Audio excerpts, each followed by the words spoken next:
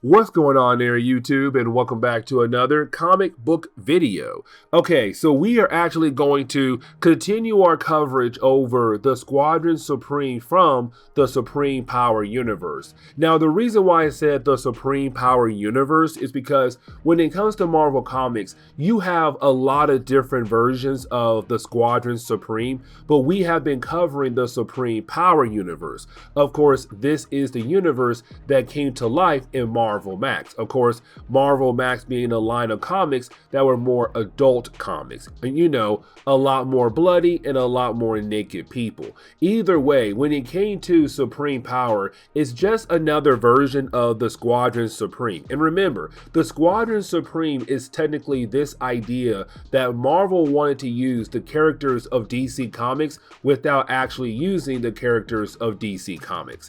And so every character in the Supreme Power universe represented a DC character. So for example, Hyperion was Superman, Nighthawk was Batman, Zarda was Wonder Woman, and the list goes on and on and on. Now, by this point in our coverage, we now have a wave of new heroes coming to life, because originally the first wave came to life thanks to Hyperion coming to Earth, because on his spaceship there was some kind of airborne virus that was on his spaceship, and of course that virus gave birth to a bunch of power beings across the world. But by this point in our coverage, we had a second virus come to Earth and give birth to the next wave of heroes. The thing is though, the next wave of heroes at this point in our coverage are just new version of Marvel characters. It's a way to Marvel say, we now have a universe where DC heroes and Marvel heroes live together on one particular universe, even though none of these characters are actually Superman or Spider-Man or Captain America or even, you know, Batman. These characters just represent different characters from Marvel and DC. Now, by this point of the storyline, we also have to remember Nick Fury is also here in this universe thanks to the Ultimate Invasion storyline. And so right now, with him being in this universe, he's trying to recreate S.H.I.E.L.D. on this universe by bringing in the new wave of heroes under his control. Now, here's the problem though. Right when he's trying to do that, Hyperion and also Dr. Spectrum have came back to Earth. And right now, Hyperion wants to technically rule the Earth because he feels like the human race is getting nowhere. That technically right now, the leaders of the world are just failing at their job at being leaders of the world. And so right now, you have Hyperion say, hey, you know what? It's time for the power beings to take over the Earth. And so today's video is all about that. We have a war because you have the heroes who work for Nick Fury right now trying to fight against Hyperion, and the heroes who are technically on his side with the idea of taking over the Earth. And so right now we have a full-on war. Now, this is where things get a tad bit crazier, because if you realize the characters who are on Hyperion's side, they are the characters who technically represent DC Comics. But the ones on Nick Fury's side, those are the characters who represent Marvel Comics. And so technically right now, with this book right here, it's DC versus Marvel. Literally, it is DC versus Marvel, and guys, it's one heck of a battle, but honestly, you can tell this story was a tad bit rushed. So let's go ahead and dive into today's storyline. And so getting into today's storyline, it does pick up where our last video left off at. Now, with that being said, we actually do pick up right now, technically with the aftermath of the battle in Washington, D.C. Because remember, the heroes came together to fight against one another. And you really had more heroes working together to stop Hyperion. Either way, because you had this huge battle between the two sides, well, Washington, D.C. got blown up. most of the area is now gone.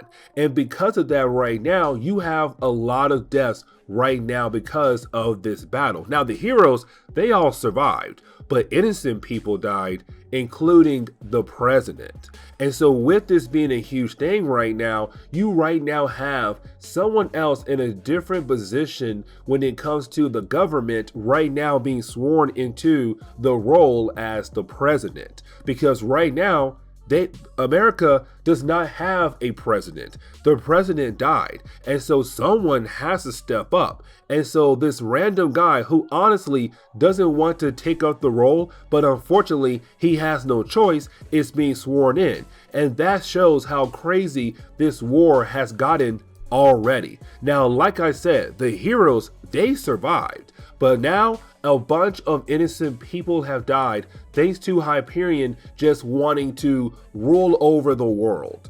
As a matter of fact, we pick up with Hyperion, and when we do, he's back at Iron Mountain. Now remember, Iron Mountain was this secret government base where apparently there were a lot of different meetings between different people of the government who decided if the president was doing a good job or not. And matter of fact, we found out that apparently there was a group who was trying to remove the president, and they tried to use Hyperion to kind of remove her. But unfortunately, they kind of gave him the idea of just go ahead and take over the entire world. Either way right now, you do have Hyperion and his forces at this base, but you do have the other characters on his side kind of upset with him because a bunch of innocent people died. Now at first, it does seem like Hyperion doesn't care, and honestly, to tell you the truth, he doesn't care, because to him he's saying, listen, if I have to make the world better, then I'm sorry, a few people are going to die. But you have people like Inertia and Blur who are trying to tell him, I think you're in the wrong here, my dude. Like, yes, you may believe that we are technically doing the right thing, but innocent people lost their lives because of you. But again, is Hyperion not really bothered by the idea that innocent people had died? Now we do pick up with the astronauts from the Icarus One spaceship. Now remember, these characters technically represent the Fantastic Four of this universe. And right now, they're really bothered about the idea of what happened to Washington, D.C., which honestly, they have the right to be bothered, because not really bothered, more kind of like upset with the idea that a bunch of innocent people had died. Now you do have one particular member of the group saying, you know what? We have to get back up. We have to rebuild this area. We have to rebuild America. But at the same time, we got to make sure that we are actually able to stop Hyperion, because if we don't, I'm telling you guys, things are only going to get worse. Now we do jump over to Iron Mountain real quickly, and the reason why, because we actually do pick up with the base being attacked by Emil Burbank. Now remember, Emil Burbank got his powers from the virus that came from Hyperion spaceship. Now when it comes to Emil though, he did not get an active power. Instead, it just made him the smartest person in the world. Technically, he's the Lex Luthor to Hyperion. Now, with that being said, he's right now technically attacking the base of Iron Mountain to hopefully stop Hyperion. And the reason why, because Emil Burbank is very upset with the heroes fighting against one another, but on top of that, because they damaged his face. Really, the Icarus One astronauts did, and because of that, he feels like all power beings should just be stopped, because his face, his beautiful face, got a tad bit damaged.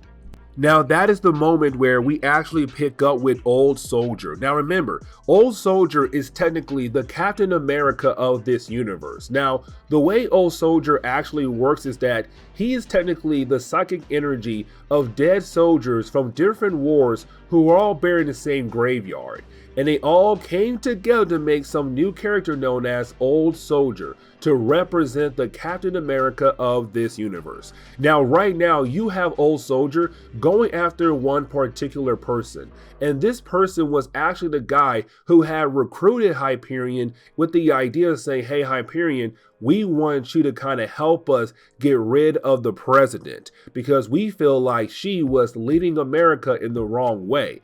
And so this guy right here is technically the reason why we're in this position right now, because you now have Hyperion believing the idea that he should take over the world because this guy right here gave him the idea of taking over just America.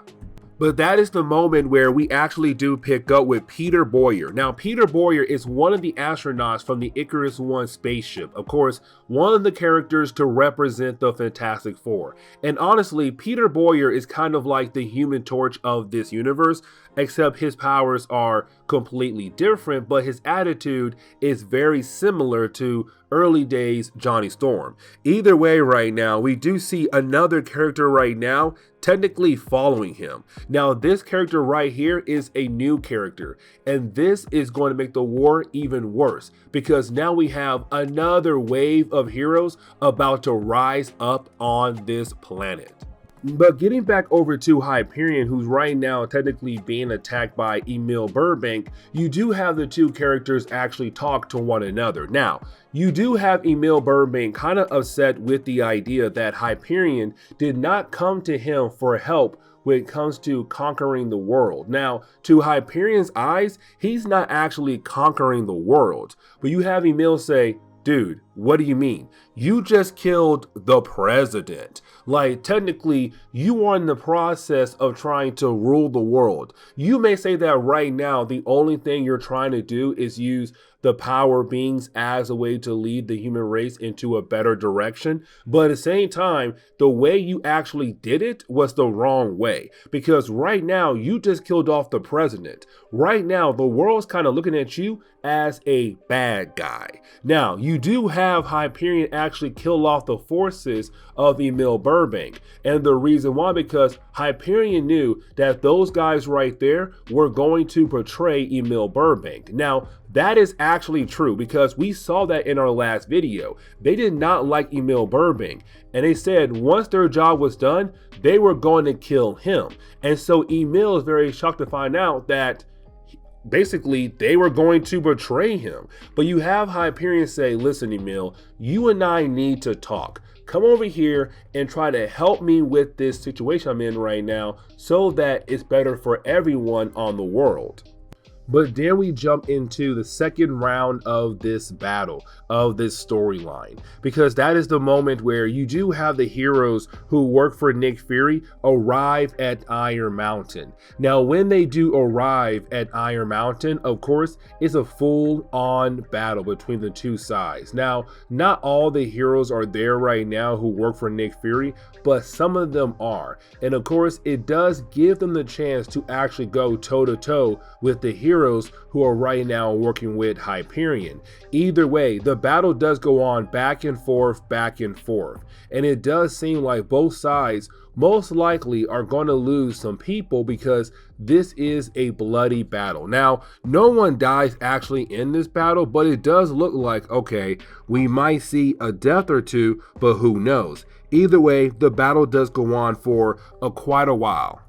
But that is the moment where we do jump over to Nick Fury and Arcania. Now, when we do, it's right now really Nick Fury and Arcania just kind of hanging out because, of course, with this war going on and with Arcania technically having friends on both sides, she technically wants to sit out on this war. Now, while you have the two characters having this conversation, that is the moment where we do see a rise of another group of characters just appearing in this world to show us that this world is constantly evolving, that different things are bringing new super beings into this world.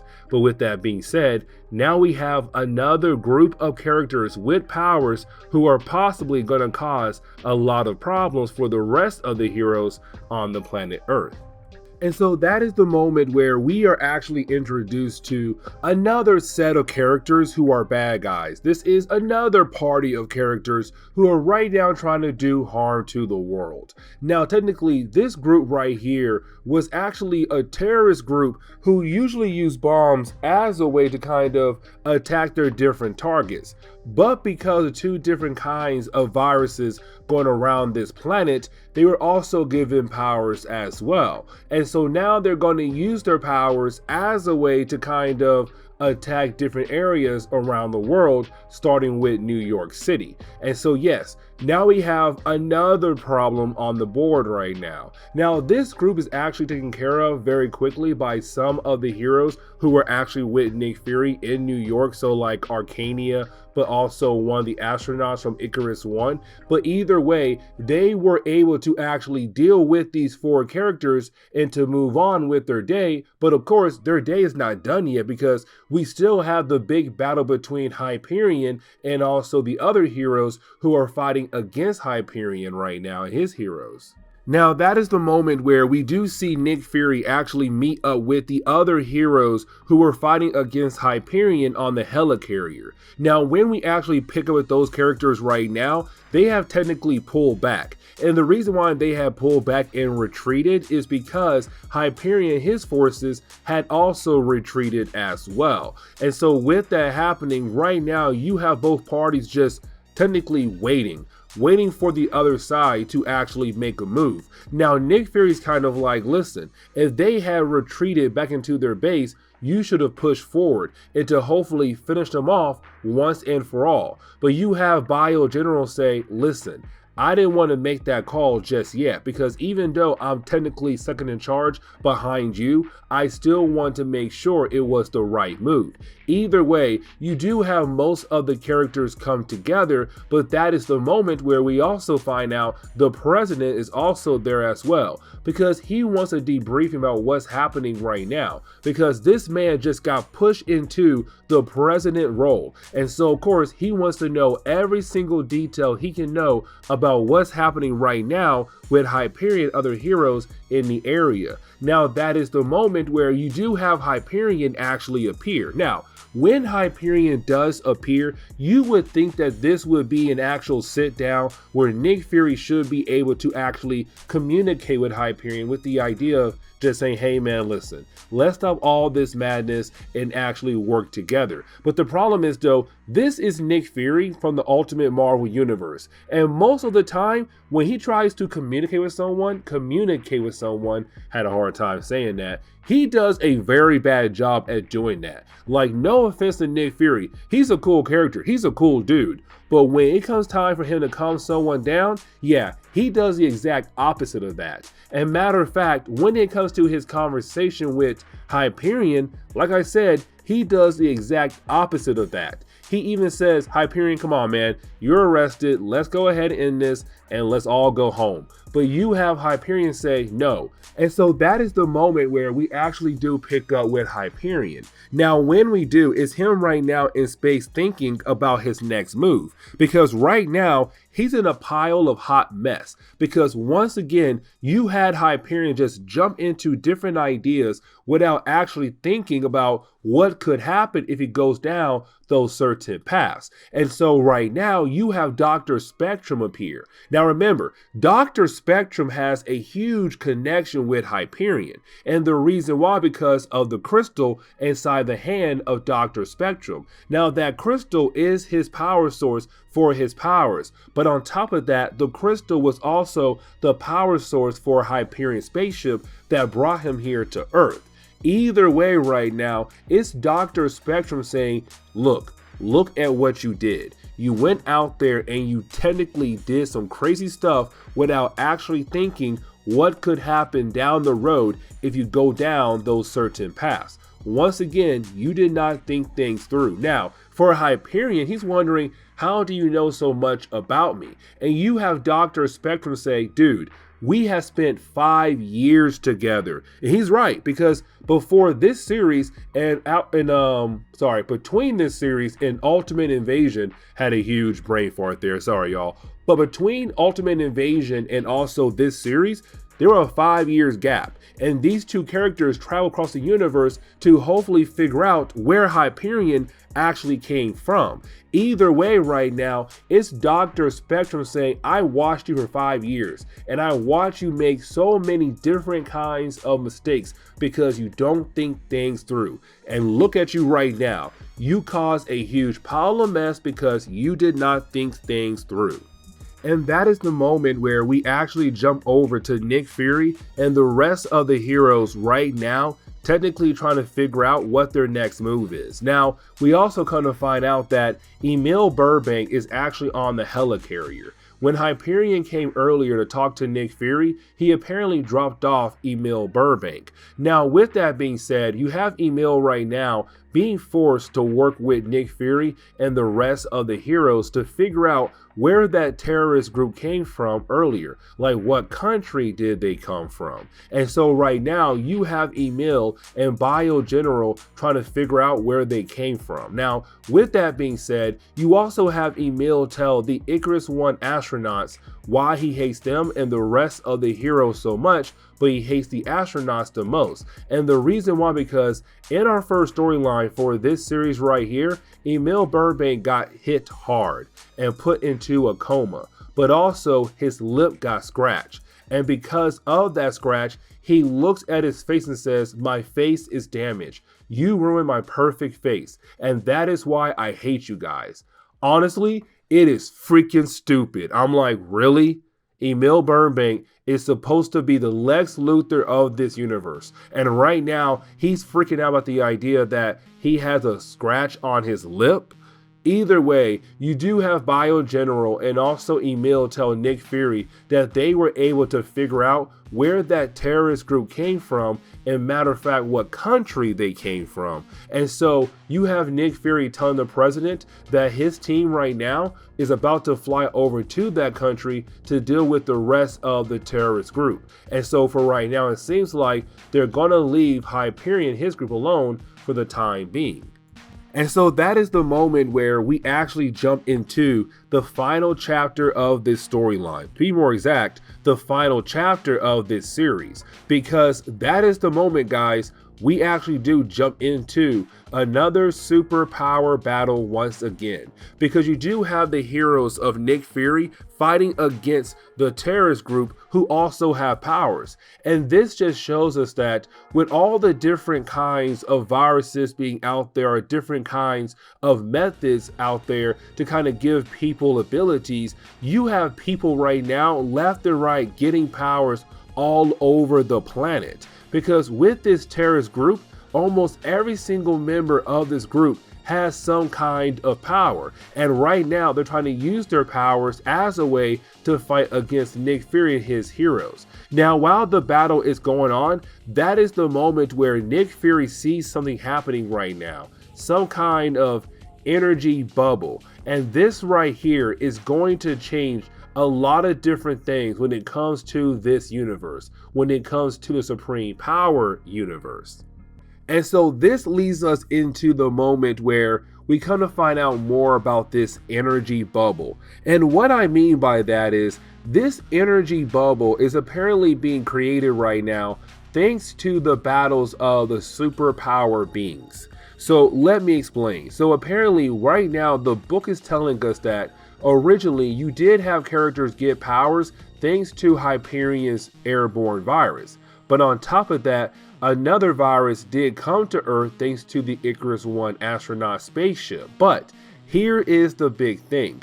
While you have these superpower beings fighting against one another, apparently an energy is released across the world, giving more people the abilities to have powers. And so right now, when it comes to the idea of why the world is full of people with powers, it's because there have been so many battles between superpower beings that this unknown energy has just been flowing across the earth, giving other people powers as well. Now, when it comes to this energy bubble, it's getting bigger and bigger. And the reason why, because you have so many people right now on the earth who is technically fighting against one another, and they are superpower beings that this energy bubble is just getting bigger and bigger. It's all the energy from the battles between superpower beings coming together. Now, with this huge bubble getting bigger and bigger, it's also going to explode. And when it does explode, it takes away what seems to be every single person on this planet's powers away. Just like that. Everyone is now powerless. The heroes who came in the Supreme Power series could be powerless. The one who came in this series right here could also be powerless. You're now saying the world has technically been resetted. That with the idea of a world full of heroes or a world full of power beings is no longer around. Now, the final section of this storyline is really more of a way to kind of explain which characters have been depowered. So, for example, right now, we come to find out that most of the heroes who had appeared in this series right here, they have been depowered completely. So, for example, Neil, who is technically the Spider-Woman of this universe, has been depowered. The astronauts, they also have been depowered. Now, Bio General has not been depowered, and the reason why, because he had no powers. He was just the Iron Man of this universe, and so he is still able to be a hero. Now, another character we do learn that had lost their powers is Emil Burbank, the smartest guy on the Earth. He is no longer the smartest person on the Earth anymore because he also lost his powers. And so at first, with all these characters right now kind of being shown to us, you will believe that everyone on the Earth had lost their powers completely. Except that is the moment where you have Nick Fury actually meet up with Arcania. Now, when he does, we kind of find out that she still has her powers, which means that other people could have their powers as well, like Dr. Spectrum, Hyperion, and the list goes on. Now, I'm pretty sure Hyperion and Dr. Spectrum could have not been affected by that energy bubble because one, Hyperion already had his powers before he arrived on this Earth. But on top of that, Dr. Spectrum powers comes from the jewel inside his hand. And so either way, those two characters most likely have their powers.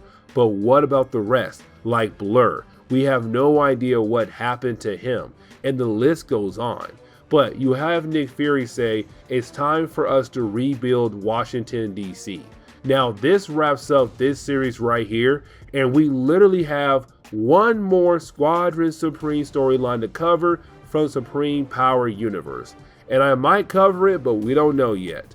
But either way, this is where we are going to end today's comic book video. So please, leave me a like down below and subscribe. Also, if you have any suggestions on books I should read, well, please let me know in the comments below, because you never know, your suggestion could be a future video down the road. But guys, I'll see y'all next time. Later.